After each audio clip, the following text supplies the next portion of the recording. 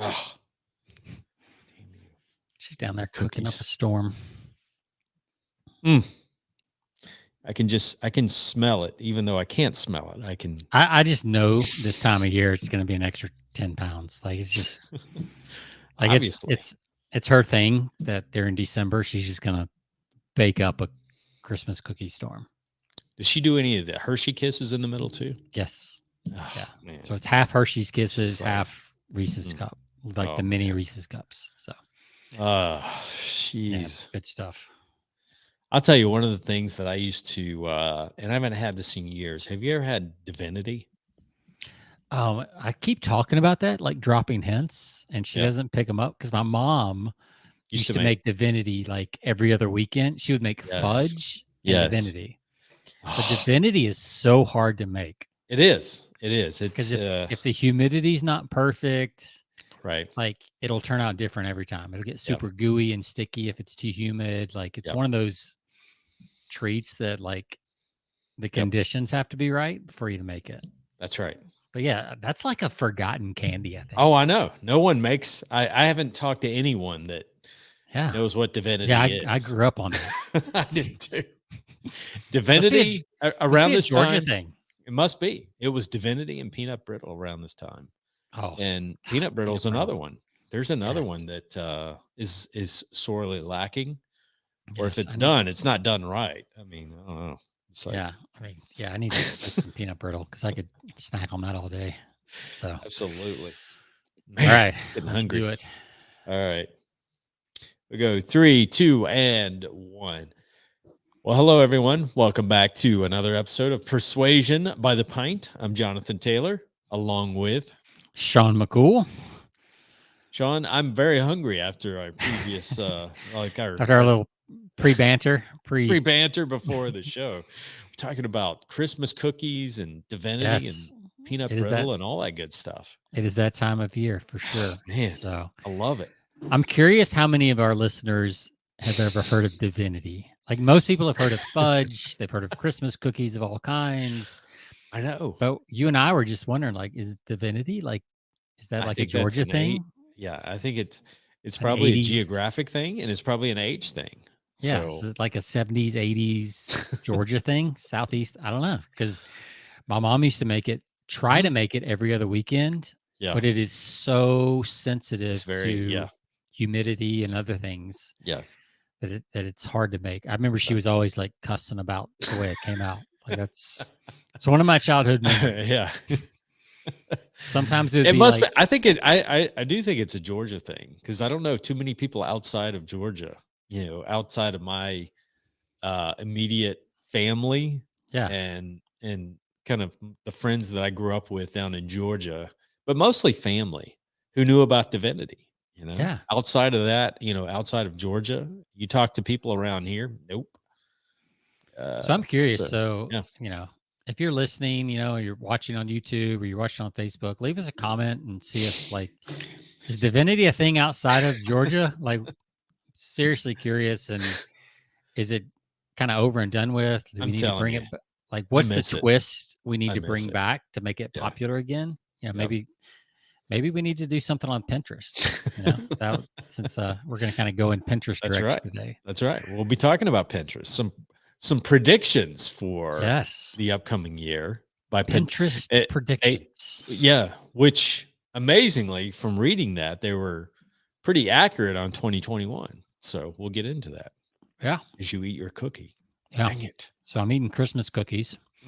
So this is the for those watching, I've got I can't remember the name of these, but it's kind of the gingery peanut butter. And then it's got just pull that thing right out of the middle and just eat it on its own. I mean, that's what I would. I finish off the bag that's not used in the cookie for sure. Okay. Yeah. The Reese's miniatures or the Hershey Kiss miniatures for sure.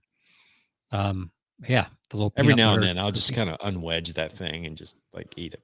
Yeah. That works every now and then. And or do you eat around it? Do you go straight towards it? There's different. There's all strategies. Types of different. Yeah, it's kind of like Oreos. Exactly. Different strategies for it. That's right.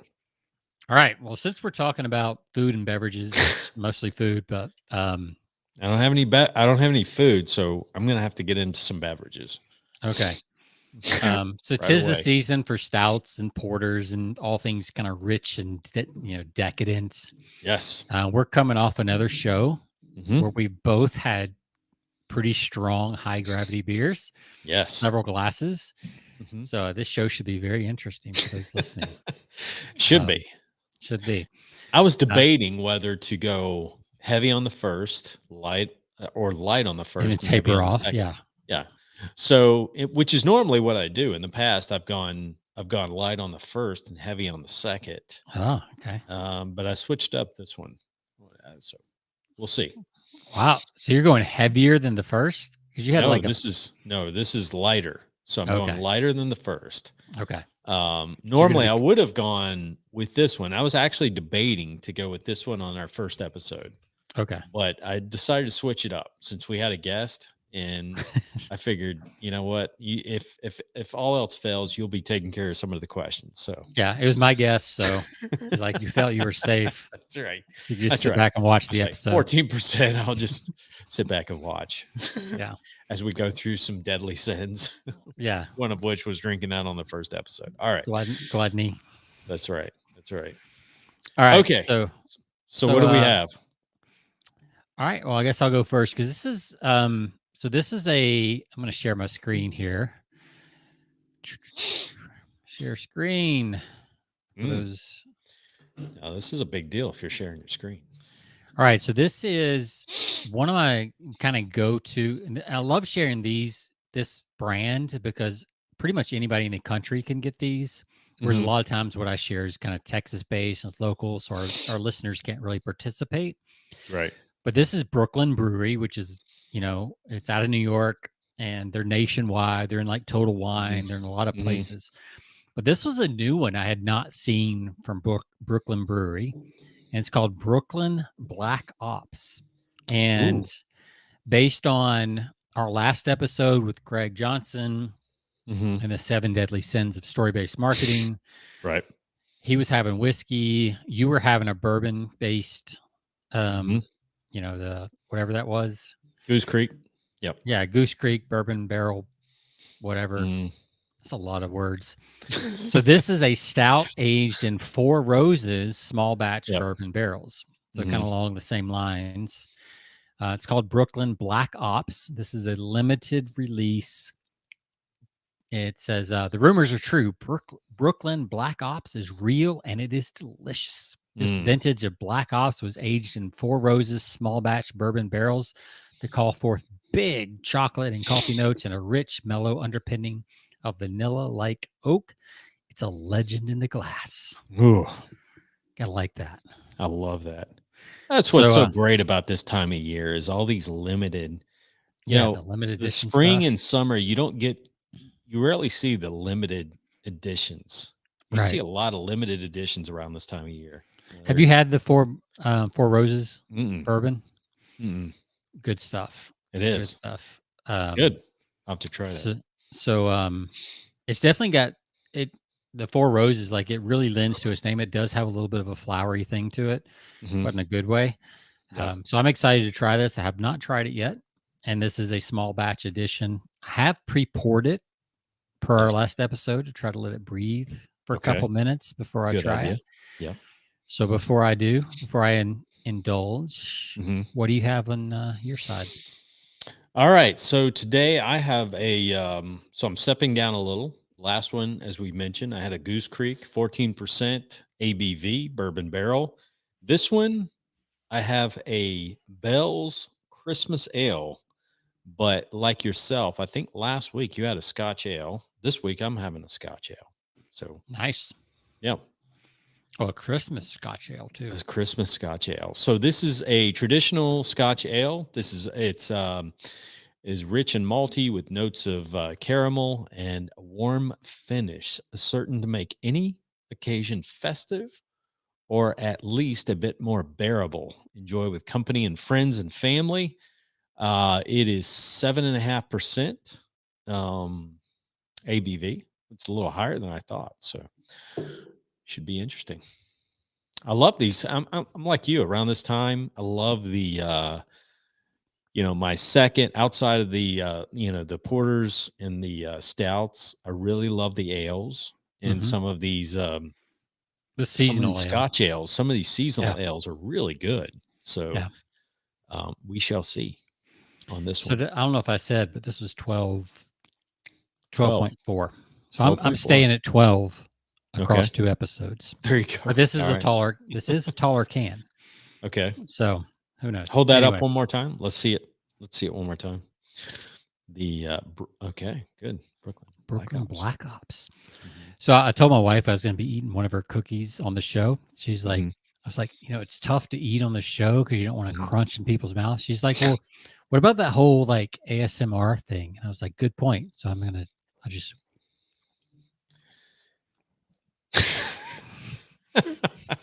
do not get that whole trend.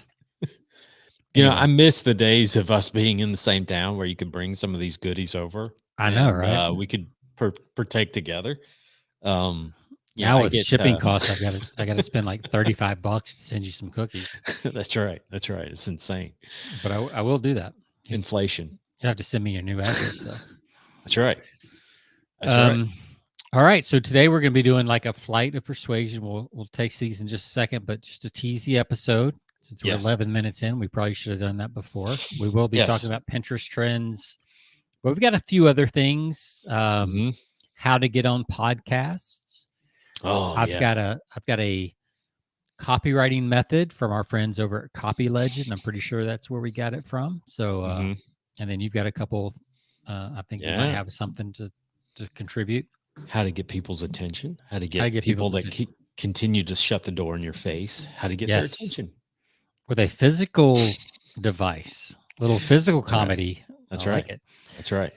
All right. So. All right. Well, I've already poured mine. Have you poured yours? Yes, I have. Right, got it right here. Let's cheers it up. Cheers.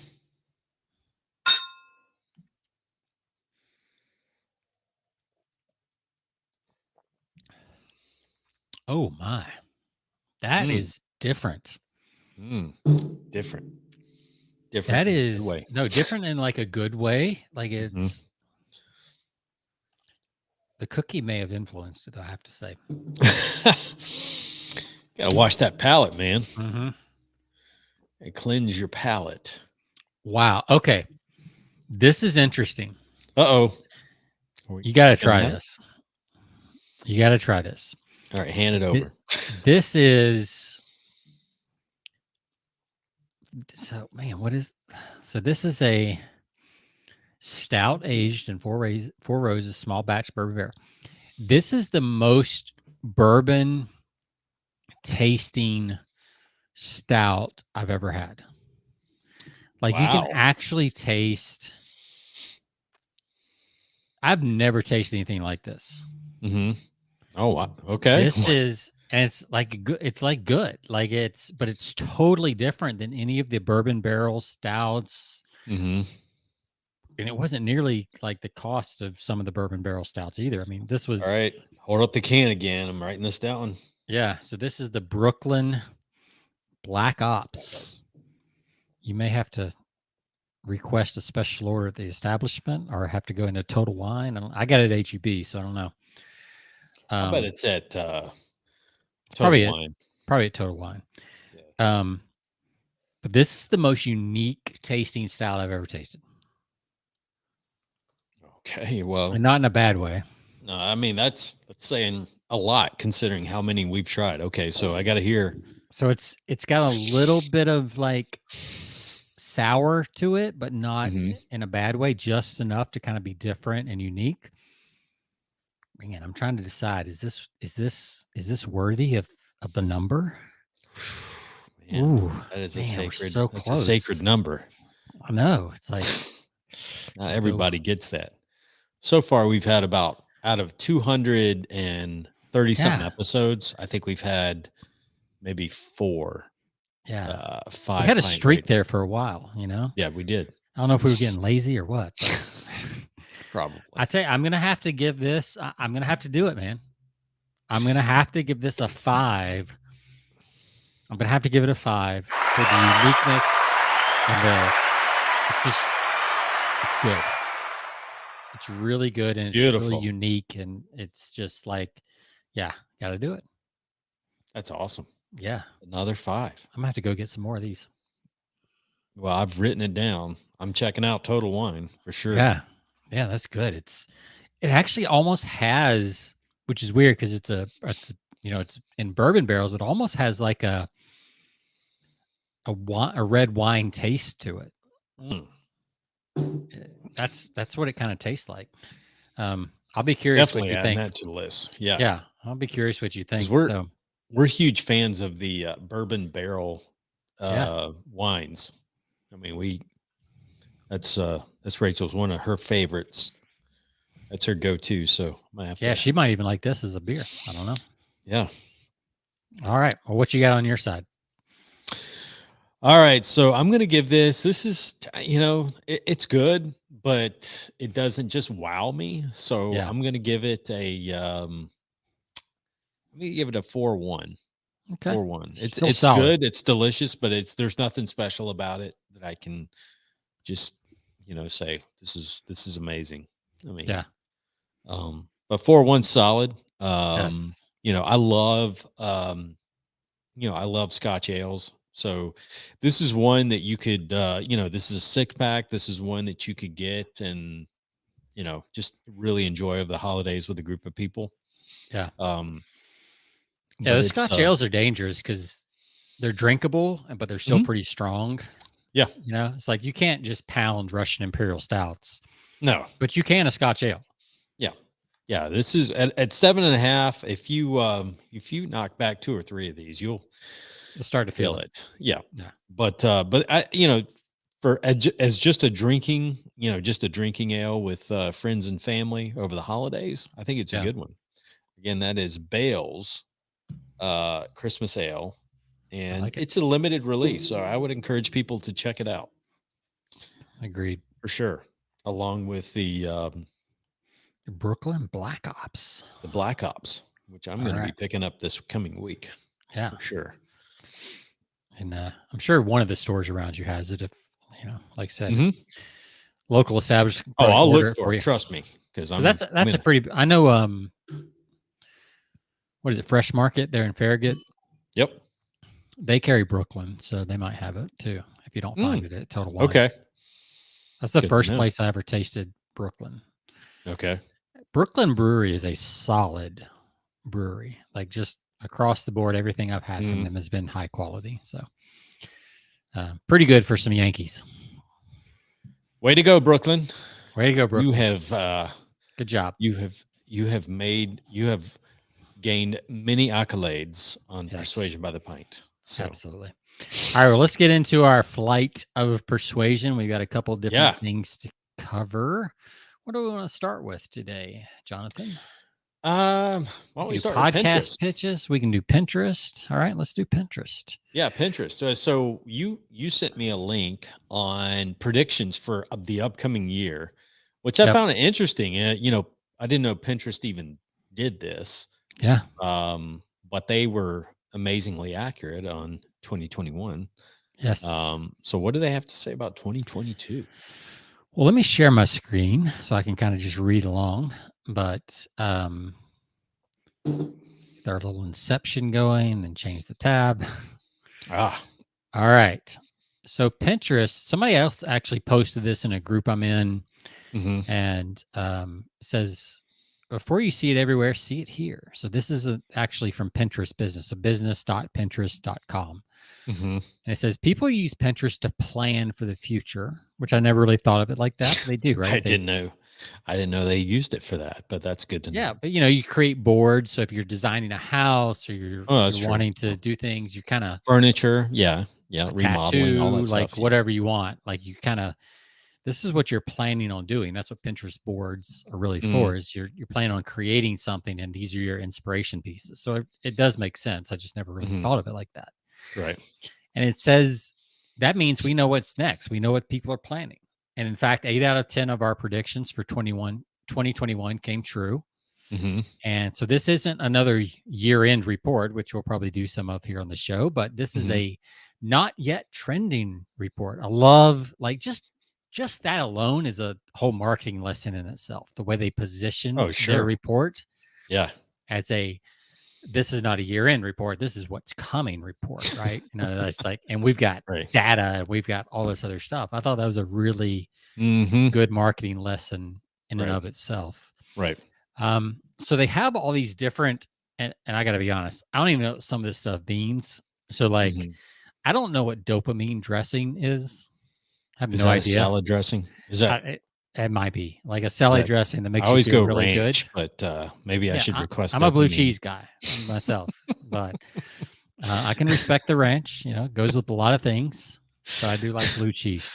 I'll have a house salad with a little dopamine dressing on the side. Yeah, and I don't know what horology is. Like I feel totally old going through this. Couple of goth. I kind of know what goth is. Heck yeah, architecture seems like pet related. I can get that up. Batter. Oh wait, where did I miss the goth? Goth is right here. Oh my god! Oh, goth. I thought you said golf. You know where my mind is. Oh man, where's the golf? Golf. I'll take it. Whatever it is. Well, cut a stroke off my game. I'll take it. Rebel cuts. So we're talking about haircuts, relation tips, nailscapes. And I have 2 women in my house that are all about getting their nails done every couple weeks. And I'm like, the money you guys spend on that is just ridiculous. But it's a big thing. Hotter Wheels. I'm not sure exactly what that is. I mean, I had Hot Wheels when I was growing up. Hot Wheels. Hey, so let me ask you, Hot Wheels or Matchbox? I always went with the Hot Wheels. Same. Matchbox was kind of a like a tier 2 type thing. Exactly, right? Like, the wheels just weren't as smooth. It didn't roll as smooth. Yeah. It was a little cheaper. It was like second tier. You were the end if you had the Hot Wheels. Exactly. All right, so we're on the same page there. Yep. Emotion. I'm looking at escape rooms. That's the one that really caught my attention. I was like, okay.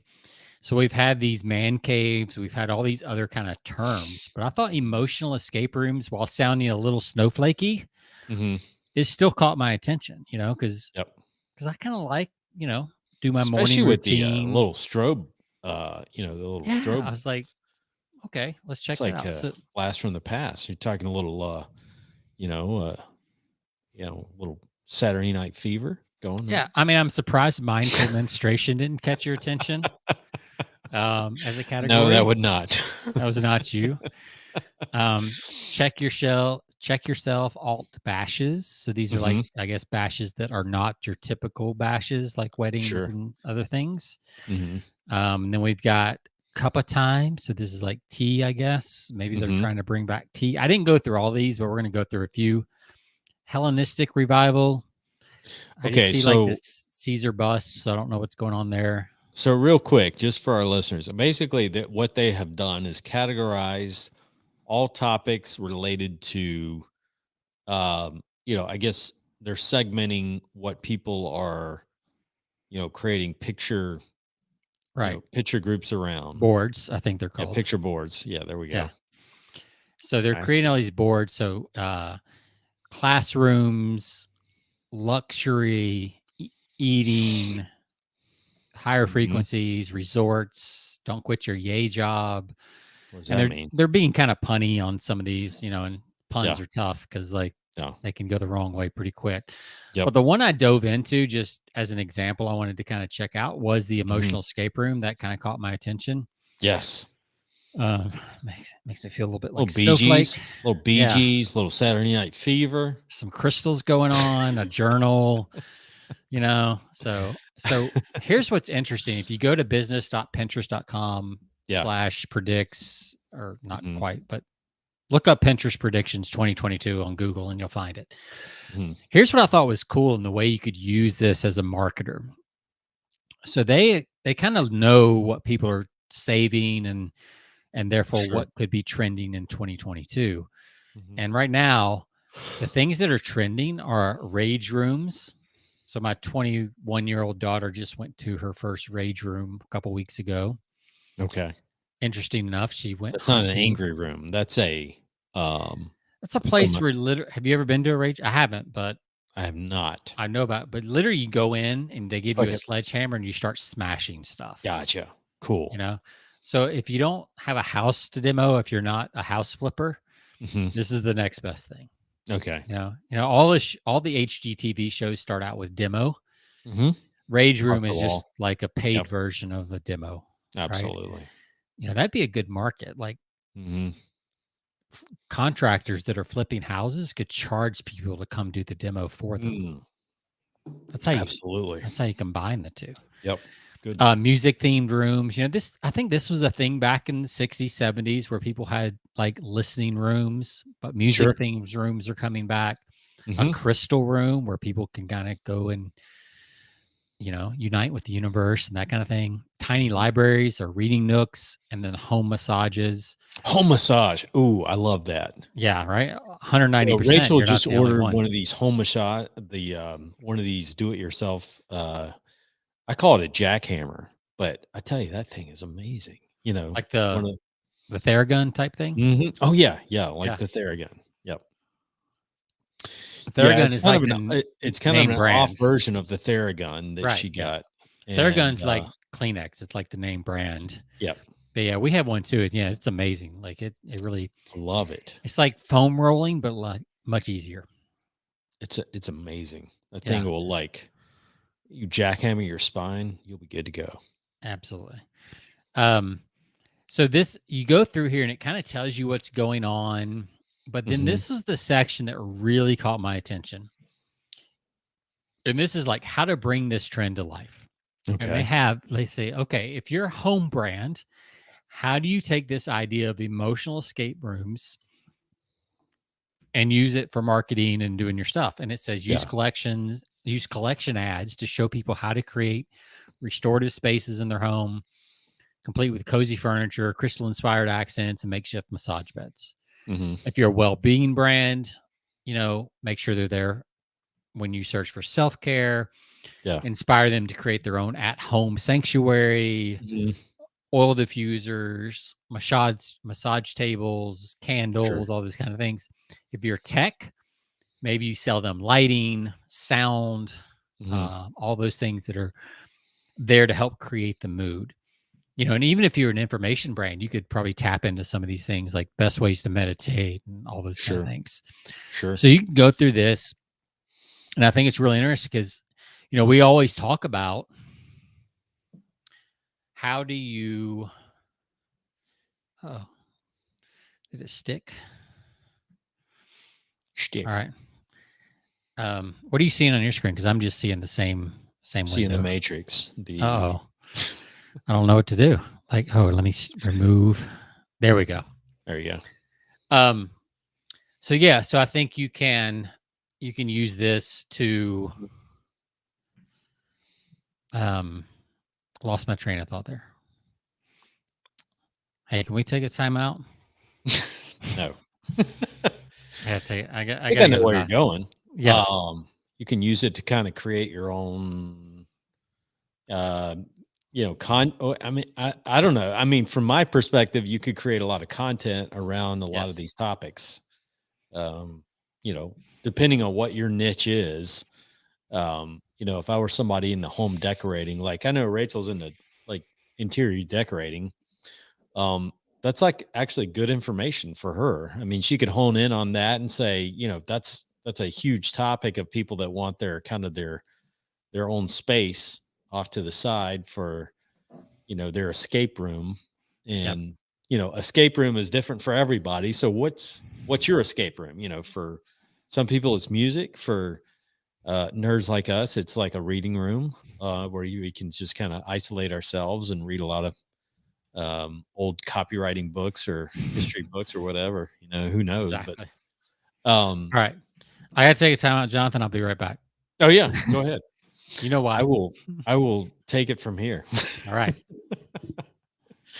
All right, go for it. So yeah, I mean, that's interesting stuff there on the Pinterest end. If I could pull it up again, Sean pulled it up. If I could pull it up again, there are some interesting topics. I find it interesting, all of these different things that you can pull that people are researching. It's basically a big data mine pool that, that's pulled from Pinterest, Facebook, all of these social media platforms are really just, pulling up all kinds of information. But it's great for marketers. It's great for us because we can use that information and see what people are interested in. So you've got a lot of, segmented type of, um, you know, marketing information that you can tap into. And that's just one of them. So while Sean's gone, I'm going to mention a couple of things on my end. Sean may jump in at any minute, but I'm going to talk to you about. I had actually a couple of things I was going to mention. Oh, he's back. Woo! Take a little relief. Man, bio-elimination break. So I'm going to mention. I was about to jump into my little segment because I was going to transition while you're gone. Yeah, that's good. But I picked up some of these. So if you're in sales, those? Where did you find those? So I picked these up at it was at a Target, but then, they only had so many of the Target. Then I went online on Amazon, and you can get these like crazy on Amazon. And for those not viewing, what is these? So these are so we always it all originated with the easy button at Staples. You press the easy button. Yep. But on these, I love this. This is the no button. So if you have in my case, I'm in industrial sales and marketing. So you always get people that are, never, move the needle when it comes to making a decision. You reach out to them time and time again, and there's no response whatsoever. Yep. Or there's they're always putting you off for whatever reason. I think the kids call it ghosting. Ghosting. Yes. Ghosting.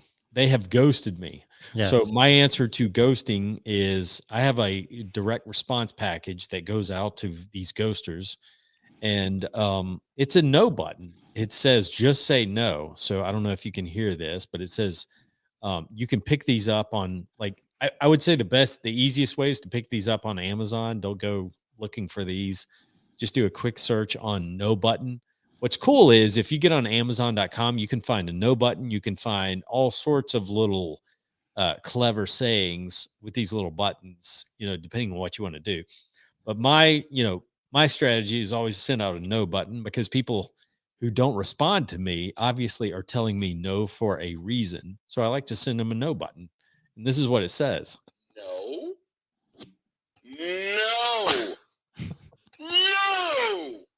There you go. This is my last word. No. So there you go. It's my last word. No. So they can hit this. So what I send this out with a little letter and said, you don't have to tell me no anymore, or you don't have to not respond anymore. You can simply push this button every time you hear from me. And I send it with a little clever note and a Christmas card around this time for all of those clients or not clients or customers, for all of those prospects who haven't made a decision. And this is a great way to, we always talk about a pattern interruption and persuasion and influence. Yeah. So you got to do something really different in, to interrupt the whole pattern of things. Yeah. Simply, reaching out to people and saying, hey, just following up with you again, wondering why you're not, reaching out to me. Is boring. People are not going to respond to you, but you got to do something different. And I'm recommending that anybody in sales or marketing that's trying to reach out to people who, maybe it's people who are, they have the potential to be a huge client, and you're just trying to get their response. You're trying to elicit some kind of response out of them to move forward in a proposal, in a sales process. Then I would recommend doing something like this to kind of go out of the ordinary, because I would say 80% of the time you're going to get some response. It may not be always the greatest response, but what you're trying to do is you're trying to get some response just so you can open up a dialogue and communication with them. Yes. There you go. What I like about this, and there's tons of them on Amazon, as you can see. Yep. But what I like about this is basically it is self-deprecating humor, right? Exactly. Don't take yourself serious. Yeah. Yeah. So you're like, look, I know you get hundreds of salespeople every month in here. And I'd probably, if I was you and I was writing that letter, I'd probably add a line about, hey, put this on your desk. And the next time a salesperson comes in, you can just press the button. You don't even have to talk. So now it's a tool they can use that you've given them. Exactly. And every time they see it on their desk, they're going to think of you. Yep. And the fact that you're not so needy that you're not willing to make fun of yourself. Absolutely. And I think that's really, really powerful. It is. It is. So yeah, that's because they start looking at you in a different way. Yeah. And quite frankly, you enter the conversation by breaking up the pattern of thinking, like. And the other thing is they're going to put it on their desk. Oh, no doubt. Right. Absolutely. And then when somebody else comes in from the organization. Yep. And I know you call on you call on pretty higher ups because you're trying to get the decision makers and things like that. That's right. And those people tend to hang out with each other, interact with each other. So somebody's going to come into the purchasing manager's office or whoever. Right. And be like, oh, what's that? Oh yeah, check this out. And they press it. And then they tell the story about this guy named Jonathan who sent this to you. Exactly. And they're like, oh, that seems pretty cool. Maybe you should talk to him. Yeah, maybe I should, so that's the kind of little conversations that can happen, but you stay out on their desk when everybody else is just, all they're doing is sending follow-up emails or voicemails. Yep. And you're actually physically represented there on their desk. Yep. And that's a really powerful place to be.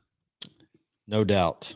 So if you're wanting to, if you're trying to get ideas like this, there's 2 books I would recommend, Sean.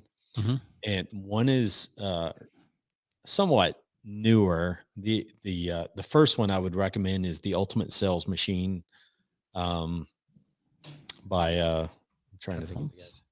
Huh? Is it Chet Holmes? Chet Holmes. There you go. All right. So that's originally, that's one of those reference books on my shelf that I go to every year, The Ultimate Sales Machine. Fantastic book. He talks about stuff like this originally. That's where many years ago, I got the idea for doing stuff like this in my sales, sales and marketing system. Yep. There you go. The Ultimate Sales Machine. And unfortunately, Chet Holmes passed away several years ago, but I think his wife or daughter has taken over the business since, but just a really good book. And the other book that I would tie into that is, 2 books. How to Get a Meeting with Anyone is the other book. Those 2 books go hand in hand. How to Get a Meeting with Anyone. And I think we mentioned that maybe in a time or two. And yeah, there you go. Yes, by Stu Heineck. Man, I would love to.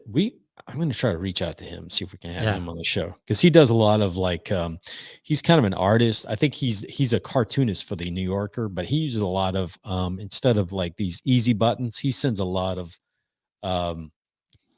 tailored cartoons out to prospects, people that he would like to do business with, to get their attention. So the bottom line is anything you can do to get people's attention, to really capture their attention so you can get a meeting with them, is ultimately what you're, especially if you're, if you're in sales, if you're, self-employed, who's, maybe a copywriter doing your, running your own marketing business, and you're trying to reach out to some pretty influential clients.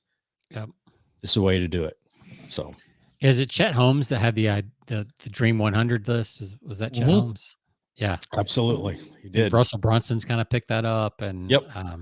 Yeah, that book, The Ultimate Sales Machine, is, if you're looking to grow your business quickly, whether you're a freelancer, salesperson, whatever it is, that should be one of the top books in your library for sure. It's one of my all-time favorites. So let's, before we move off of this subject, those buttons, I was looking, as was looking on Amazon. They're like $12, $13 a piece. So talk about the economics of that, at least for you, how that works. Because some people would be like, "Ooh, I don't know if I can spend $12 and then I got to ship it. Then I got to do all this other stuff." Of course, if you ship it straight from Amazon, if you know their address, you can save a little money. Well, and it all depends on the prospect level you're dealing with. When I talk about sending these little, $12 to $15 buttons out, I'm dealing with potential prospects that could generate, $100,000 sales volume a year. So, and you got to know what your commission of 10, 20%, whatever. Yeah. Yeah. And these are residual sales. So all I have to do is land a, prospect or a customer one time, and that makes up for it. But even, obviously you've got to run the economics. You're not doing this if you're selling, obviously if you're, selling books or 1995 courses or ebooks or anything like that. But if you're doing high end things, and it's mostly, I would say if you're mostly selling to B2B is where this really is beneficial, not so much B2C. If you're selling to other companies, these are amazing ways to get the attention. Or if we talk about if you have a dream 100 list and you're willing to invest for the long term, let's say you're an author, you're a coach, you're whatever, and you have 100, you want to get on, maybe there's 100 podcasts you want to get on. Sure. Because if you could get on those 100 podcasts, it would totally change everything. If you could get on 10 of the 100, it would totally change everything for you, right? Yeah, absolutely. So if you're willing to say, okay, I know that if I were to get on Joe Rogan's podcast, probably going to blow me up, you know, or Tim Ferriss or whoever's absolutely that equivalent in your niche. You might be willing to do stuff like this over the course of 6 months, a year, 3 years. Sure. To finally wear them down and be like, okay, all right, this guy sent me some funny stuff. He's like, I've got like 6 trinkets on my desk that are all from this guy. Like, I'm going to give him a shot, you know? And that's really how it works. It's like you kind of wear them down, and they kind of see you as somebody who's persistent, consistent. Sure. And they're like, okay, I'm going to give this guy a shot. And how many stories have we heard like that? I think that's even like Oprah Winfrey's story. She literally was stood in the back alley exit of some producer's show, and said, hey, I'm your next big star, basically, or something like that. And I think there's people that did the same thing to Oprah, just to get on her show, and you may not be able to show up physically, although you could. This is the next best thing to showing up physically. Absolutely. And not getting a restraining order. Is to just, and I've, the whole point is to get their attention. Exactly. And that's ultimately what you're trying to do. And this has worked. So I wouldn't be continuing to use this if it didn't work for me for years. I could share so many examples, but one of the things I've done in the past or years ago, and I may have shared this, but I landed a huge corporate client years ago with simply taking a screenshot of a trade journal that they were featured on. And, I just captured that screenshot, put it on a card using, send out cards, which is I've used that software for years, took that image, put it on a greeting card, put a personal message in there that said, congratulations, for being featured, your company being featured in this trade magazine. I know it's a huge accomplishment, and, sent that to the president of the company. And I tell the story time and time again. When I went in, this was a few weeks after I had sent it. I went in I actually got the meeting with him. When I went into his office, sitting on his desk, was that card. Just standing. He had it standing up. He didn't have it just laying flat. He had it standing up, showing off, because on the front cover was the magazine cover that was featuring his company, in the trade magazine. So he was proud of that. right? Yeah. And so it was all about, just focusing in and tuning into what's in it for them. Hey, I appealed to their own, Ego. pride, their own success, Yeah. what they were, they were so proud of that. That was a huge accomplishment for them to be on the front cover.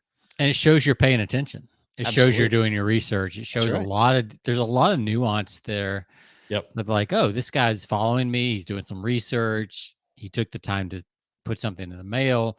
Yep. Like all this stuff that whether they recognize it consciously or subconsciously, That's right. You're feeding their ego. There's so much happening when you do something like that it just, they can't even defend against it. Like their brain is like, oh, this guy's cool. The fact that you're recognizing their accomplishments and you're paying that much attention and you've invested that much energy into it, obviously, the moral of the story is I got the business, right? I mean, there you go. But here's the key. I went into a meeting that I had already laid the groundwork for success, right? Yeah. I didn't go into the meeting not knowing. I had already laid the groundwork. The guy knew who I was. Right. He was, obviously. That's why you got the appointment. That's why I got the appointment. So, and you can do similar things. There's ways to do this at scale too, not just, your dream 100 or your dream 50 or whatever. But there's ways you can tweak this if you just use a little imagination. Absolutely. At scale mainly for your higher ticket products. It's a little tougher if you want to, if you're trying to sell a $27 widget, it may not work. Yep. But if you really stop and think about it, there's probably some principles in here that you could use even for a smaller thing. Yep. But really, these are higher ticket strategies. Yeah. Where if somebody, once they're on your radar as a prospect, you can then send them some stuff, send them some articles, send them whatever, and really get their attention. Because people, it's basic. It's ego 101. Like bingo. When people notice that you notice them, they loved it. Like what we said many times before, they love to hear the sound of their own voice, or they love to hear the sound of their own company. Yep. That's what social media is, right? Social media is just like, show me you like me. Yep, exactly. Show me you're following me. Show me that you're interested in me. Right. By double tapping or hitting a like button or whatever. You're just doing this in a more physical, more outward gesture. And it can be really, really powerful. And doing something like this, sending something unique like this, that kind of like, whoa, it shows them what it shows your prospect. It shows anyone that you're targeting as a client that you've invested the time and the energy to be, and even the money message to them. Like they know that, like intuitively, they know that costs some money to send that. Does. Put in an envelope, FedEx, this whatever. Feels like it costs money. Yeah. And time and energy and creativity. Yep. So when they get that, they're like, oh, like even if it doesn't register consciously, there's a subconscious element. It's like, wow, this guy took the time to put this go shop for this, put it in a FedEx envelope, send it out to me, write a letter with it. Yep. If he's willing to take that much care just to get my business, how much care is he willing to take to keep my business? And that's the assumption you want him to take. Yeah. So brilliant. It's stuff. Like the one last example is the mortgage company when we bought our house this past year sends us a little pizza. What do you call it? Pizza peel. The little wooden peel that you put your pizza in when you put it in the oven. Yeah. But they had etched it, laser engraved the Taylor family, right? Yeah. Custom made after we, this was obviously after the sale. Right. But just, that little thing, they sent it FedEx in a box, carefully packaged to our attention. We open it and it's like this cool little peel, for pizza with our name engraved on it. That's cool. That's memorable, Right. So, and that's the thing. It's top of mind. Top of mind every time. So anytime somebody in your family, your friends, your network says, man, I'm thinking about buying a house, you're going to be like, oh, check out these guys for your mortgage. Yep. These guys. Yep. and it's a referral game. It's a long-term game. My wife did this when she was in real estate in Knoxville. She bought a set, or not a set, but like these Cutco knives. And if you're familiar with Cutco knives, they're not cheap. Oh yeah, and they're engraved, with her name and her number, and then like a congratulations on your new home. That's a great gift, by the way. I mean, that's a great after. Closing gift. I would have loved to have her as an agent. I mean, that's a fabulous. I mean, gift. I literally, and the reason she did that was because when I'm 50 now. When I was 19 or 20, I sold Cutco knives. Oh yeah. And to this day, I still have my demo set of those knives that still work and outcut anything else I have. Absolutely. So when she was looking for gifts, I was like, "Well, do a Cutco knife because these things last forever. Like they're going to be in their going to be in their drawer forever, and they're going to have your name." Yeah. Even though we've moved out of state, things like that, like it's still like people every time they use that knife. That's the go-to knife in the drawer. Everybody has like go-to knife in the drawer, and every time they use it, they see her name. Oh yeah, bingo every time. Stuff like that, like. It's a association with game. Quality too. I mean, that's another thing. Associating your name with something that's real quality. Yeah. So perfect. Yeah, exactly. All right. Well, let's cover one more thing. I want to talk about the 330 method. Okay. So let me just add this real quick. So the 330 by 330 method. I don't know if this is showing up. So my side monitors are vertical instead of horizontal, so they don't show up super well on this stuff. But here's the basic idea, and I thought this was brilliant when I saw it. I'm pretty sure it's from our friends over at Copy Legend, Matt. Oh yeah. I can't say his last name, Bockenstead or something. Yeah, he's got a difficult last name. We'll just call him Matty B. Matty B. He's like in a boys band or something like that. Matt at Copy Legend. There you go. Yeah, Matt at Copy Legends. Matty B at Copy Legends. I'm pretty sure he sent this out in like his warm-up sequence or things like that.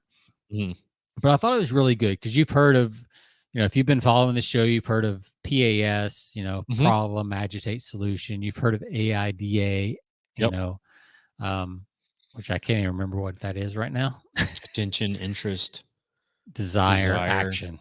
There you go. Whew, man, we're 3 beers in, man. It's tough. But I thought this was like this is a little bit different perspective instead of what you're writing. It's like the time required. Right. So he says in the first 3 seconds, what you really need is this for me? Is it specific enough that I say yes to continue reading? Yep. So you got 3 seconds to really catch their attention and be like, okay, is this for me? And like, I love the fact that like one of the best questions to be asking as you're writing, Greg talked about this a little bit on the last episode. Like, am I the person that would buy a product or read an email like this? Right. Is this my world? Are these my people? Yep. So if you get 3 seconds, then they'll give you another 30. So the next 30 is, does it solve a problem I have right now? Does it acknowledge, and I apologize for the, it's not super clear resolution because I took a screenshot of this. Acknowledge, intense, urgent, and valuable. Yeah. Like, is this something that's pertinent to me in my life right now? Okay. Right. So I think as Greg said on the last episode, I don't want this to be like sluggish. Like, am I bored by this or whatever else? So if you can get 3 seconds, then you can get the next 30 seconds. Okay. If you can win that next 30 seconds of copy and storytelling or whatever you're doing, then you'll earn another 3 minutes. So that's a big jump right there from 33 seconds to 3 minutes. Yep. And in that next 3 minutes, you have to say, hey, you have to get the reader to say, hey, has this solved a problem for others like me? So let's say I was talking about weight loss or whatever. this is where you need to drop some testimonials, some third-party proof, some scientific studies or whatever, that your method is going to help them when nothing else has. Right? So now you're 3 minutes and 33 seconds in. If you can get them to stay for those 3 minutes and 30 seconds, they'll give you another 30 minutes. Oh, absolutely. Yeah. And this is kind of where VSLs and long form sales letters, those kind of things do their job. Is if you can hook them for 3, you'll get them for 30 more seconds. If you can hook them for that 33 seconds, you'll get them for 3 more minutes. If you can get the 3 minutes and 33 seconds, then you've got 30 minutes to lay out your case. And in that 30 minutes, you can then lay out your argument. Will this help me solve this faster, better, cheaper than something I've tried in the past? And I just thought that was a really cool way, instead of like PAS or AIDA or anything else, to kind of think of it, when you go back and edit your copy or you edit your presentation, to use a time-based metric as opposed to this more of a idea-based metric, to actually think of this in a time-based measurement. And you see this on sites like Medium, where they say this is a 4-minute read or this is a 3-minute read, because people are busy. So they want to know how long this is.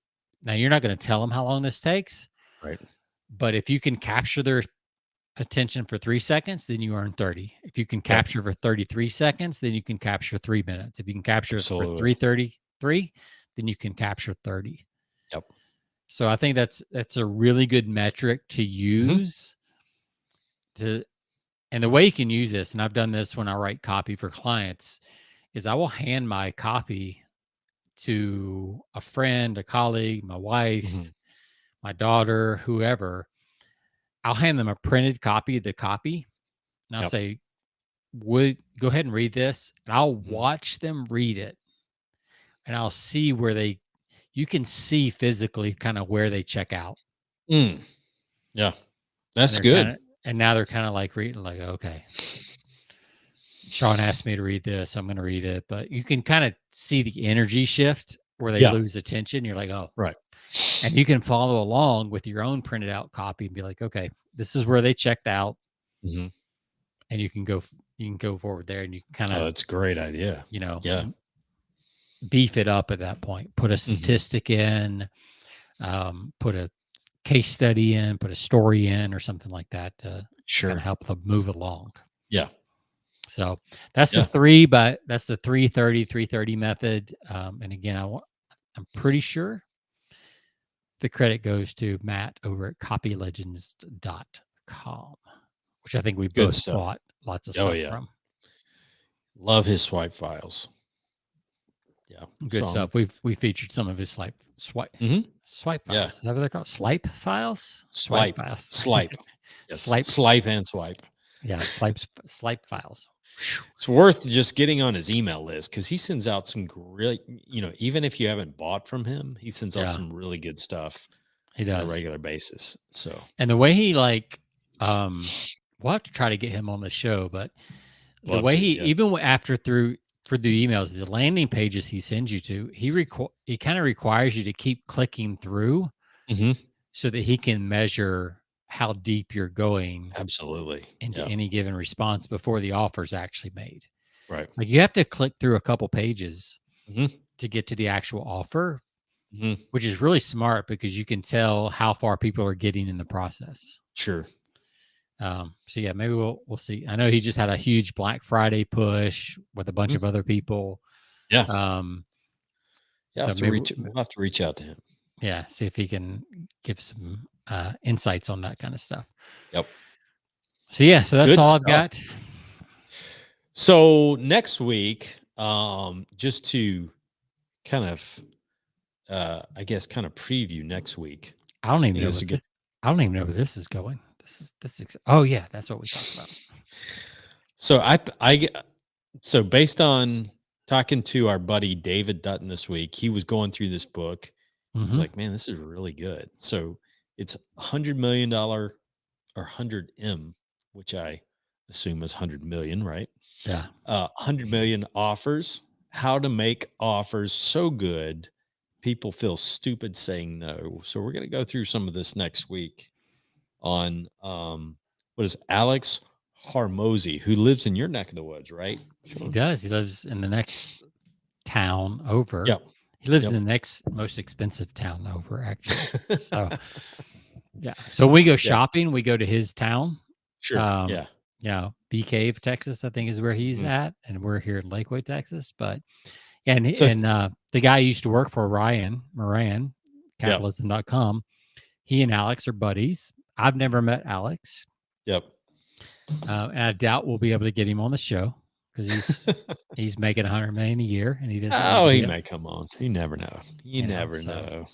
Maybe I'll throw out a Hail Mary and see if we can get him on, but I wouldn't count on it. Why not? Just tell him we're going to feature his book regardless. So, yeah. Regardless. I think it's good stuff. Yeah. We'll get you an extra 2 sales. There you go. On your book. Absolutely. Yeah. Maybe more. We'll see. And if he says no, we'll send him a button. We'll send him a no button. Yeah. That's right. I won't hesitate to send him a no button. There's some really cool stuff in the book. As I went through the book, I don't want to give too much away, but at the beginning it felt, if you've been in this world, you've listened to this podcast, it may sound kind of the same old, but as you go through the book, some of his distinctions and the nuances that he talks about are very interesting to consider. And this is a guy who under 30 years old, I mean, from nothing built $100 million empire. I mean, so fast to make your head spin. Yeah. So, he's doing a lot of stuff right. Maybe it's just the mustache. I don't know. Could be. Oh, we'll talk about that next week. Sounds good. We'll have a picture of his mustache. Maybe I'll shave my beard and just have a mustache just for the show. My wife would kill me. My wife would kill me if I did that. It. So we're going to do that. We may have a guest next week, but it should be really good. I'd like to get into some things on packaging, which interesting. You always want to talk about your package. Easy. Our rating, again, we lost our rating, Sean. I mean, thank you very much. We lost on the last one. We're lost on this one. But no, packaging. I was going to use a prime example this week on a packaging scenario that I used with a prospect this week. That is, if you could utilize this in sales and marketing, it will increase your revenue tremendously. Wow. And it will win you more business too. But unfortunately, we're running short on time. So we're going to feature that next week. Cliffhanger. To be continued in February. The old cliffhanger, my friends. Yes. So next week, we'll be talking packaging. We'll be talking $100 million offers. And so stay tuned. And we'll see you guys next week. You can find us on persuasionbythepint.com. You can find us on all of your podcast platforms, Stitcher Radio, Spotify, iHeartRadio, you name it. We're everywhere. And except for where Alex Hermosi, whatever that guy's name is, exists. But we'll get him on the show. Trust me. We'll see you guys next time. See ya. All right.